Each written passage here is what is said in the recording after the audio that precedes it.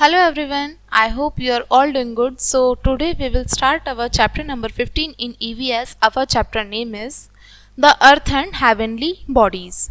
So let's begin our chapter.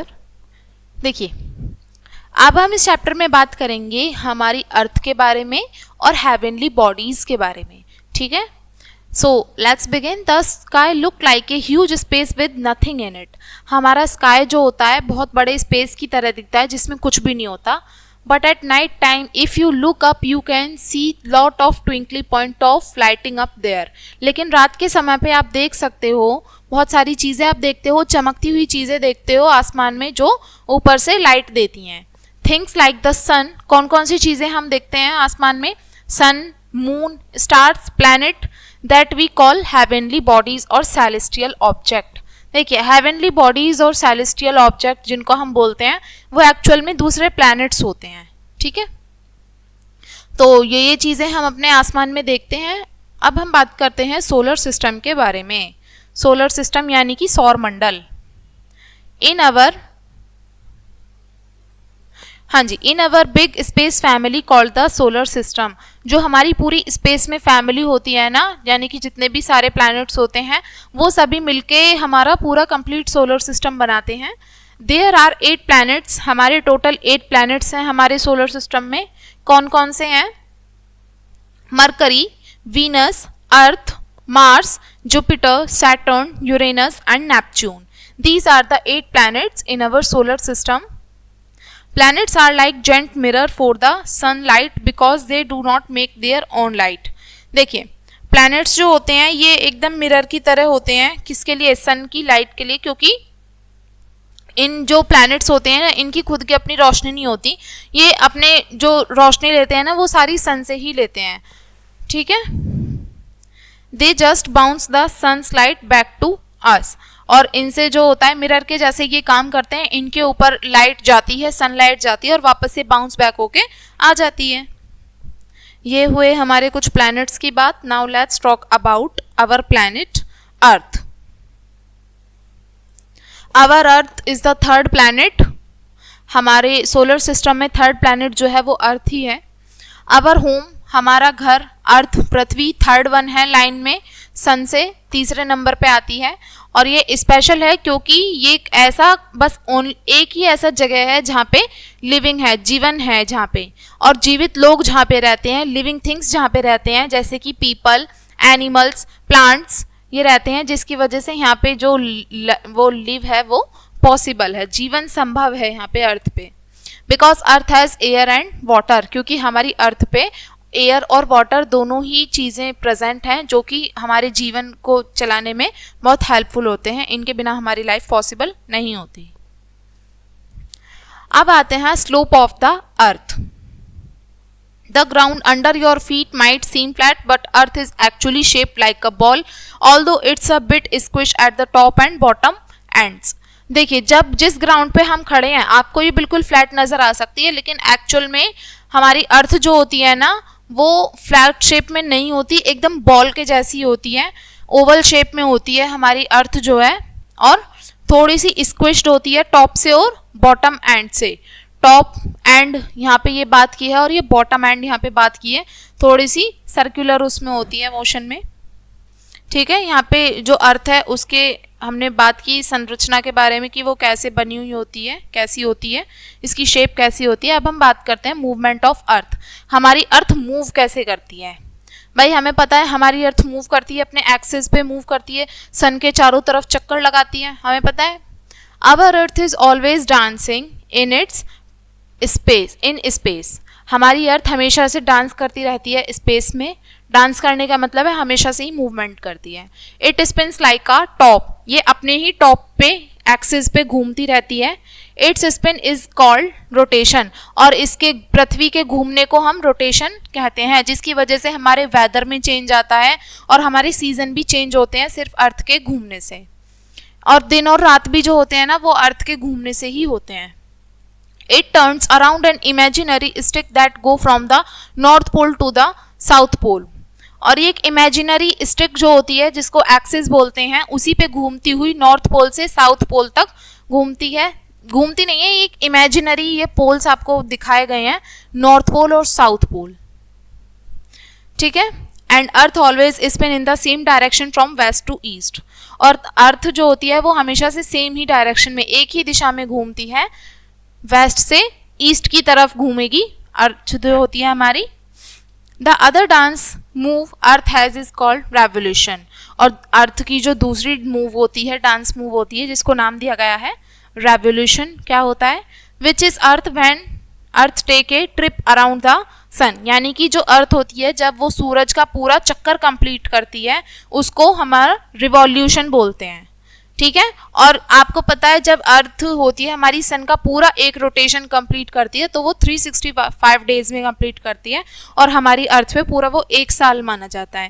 भाई एक साल में 365 दिन ही तो होते हैं, तो इतने ही दिन लगते हैं अर्थ को सन का एक रोटेशन कंप्लीट करने में, और इसी के दौरान में हमारे वेदर चेंज होते हैं, हमारे सीजन्स में चेंजेस आते हैं सिर्फ रेवोल्यूशन की वजह से। होल पूरा साल होता है ये हमारा। This is a big trip around the sun is why we have different season, जिसकी वजह से हमारी अर्थ पे बहुत सारे सीजन्स चेंज होते हैं। अब हम बात करेंगे मून के बारे में। मून यानी कि चंद्रमा। Some big space rocks like planet have more than one moon but our Earth has just one. बहुत सारे बड़े बड़े स्पेस रॉक्स होते हैं जैसे कि प्लैनेट हुए दूसरे, उनके एक या एक से ज़्यादा मून हो सकते हैं, लेकिन हमारी प्लैनेट है अर्थ, इसका सिर्फ एक ही मून है। It go around earth in a big circle, और मून जो होता है वो हमारी अर्थ के, देखिए it go around earth in a big circle, ये जो होता है हमारी अर्थ के चारों तरफ घूमता है, ठीक है। The moon has mountains and dusty plains but it doesn't have its own light. देखिए मून पे क्या होता है ना, बहुत सारे माउंटेन्स होते हैं, डस्टी प्लेन्स होते हैं।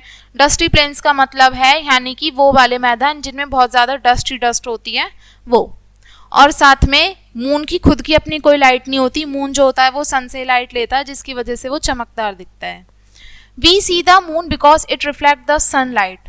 हम मून को देख पाते हैं क्योंकि इसमें सन की लाइट जो होती है वो रिफ्लेक्ट होती है। And sometime it look like a changing shape, और कई बार इसकी जो शेप होती है मून की वो भी चेंज हम देखते हैं, एक सी नहीं देखते। अब हम देखते हैं कैसे कैसे मून जो होता है वो अपनी शेप चेंज करता है। पहले बात बताया गया है यहाँ पे new moon. We can't see the moon when it's right between the earth and the sun. जब देखो जब पूरा मून होता है ना वो बिल्कुल अर्थ के बीच में और साथ में सन के बीच में आ जाता है। एक तरफ अर्थ है और दूसरी तरफ सन है और बीच में आ जाता है मून, तो हम इसको नहीं देख सकते, और ये पोजीशन होती है न्यू मून की। दूसरा बताया गया है crescent moon. Just a tiny silver of the moon shine in A sky a few days after the new moon. New moon के कुछ दिन बाद में ही हमारा जब बिल्कुल छोटा सा हमें हिस्सा दिखाई देता है मून का, टिनी बहुत छोटा सिल्वर सा मून दिखाई देता है, उसको क्रीसेंट मून बोला जाता है, बिल्कुल न्यू मून के कुछ डेज बाद में। फिर आता है हाफ मून। हाफ मून यानी कि जब इसमें हाफ शेप में दिखाई देता है, हाफ सर्कल में जब चांद दिखाई देगा तो उसको हाफ मून बोलेंगे। कुछ हफ्ते बाद में दिखाई देता है न्यू मून के, और ये हाफ दिखता है सर्कल में हमारे स्काई में, हाफ शेप होती है इसकी। अब हम बात करेंगे गिब्बस मून। गिब्बस मून कौन सा होता है? When we see most of the moon but not all, it's about 10 day after the new moon. देखिए जब हमारा वापस से न्यू मून होता है, ठीक है, तो but not all, it's about 10 day after the new moon. Gibbous moon कुछ नहीं होता, आप यहाँ पे देख सकते हो, यहाँ पे दिया होगा,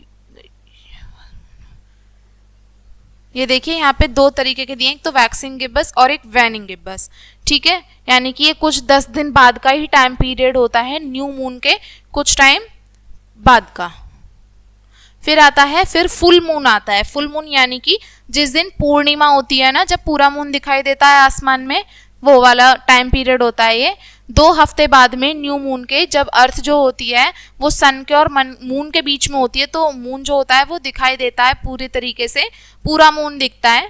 it takes the moon 28 days to go all the way around earth. देखिए हमारा जो पूरा मून है ना, उसको 28 डेज लगते हैं हमारे अर्थ के चारों तरफ घूमने में 28 दिन का टाइम पीरियड लेता है, जिस वजह से हमारा जो मून होता है उसकी शेप जो होती है वो चेंज होती रहती है।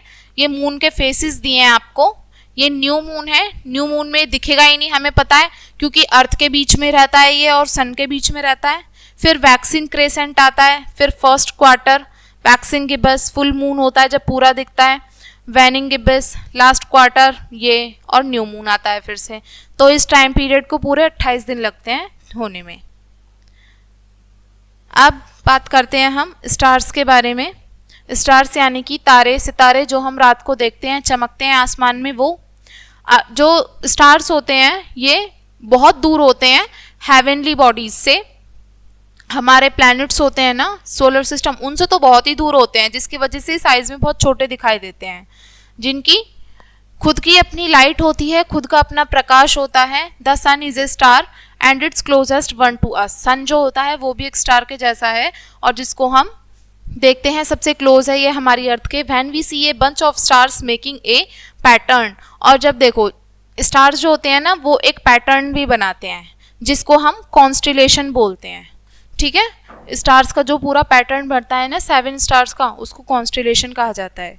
There are name of the shape like the great bear, और इनको शेप्स के जो नाम होते हैं ना इनके नाम भी दिए जाते हैं इनको, जैसे great bear, Saptarishi and Hunter.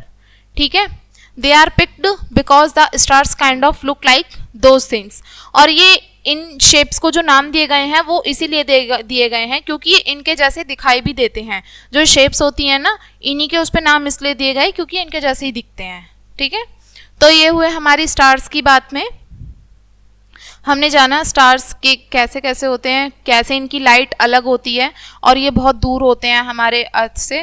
तो बच्चों ये था आपका लास्ट चैप्टर ईवीएस में, और आई होप आपको ये चैप्टर समझ में आया होगा। और ये वीडियो देखने के लिए थैंक यू।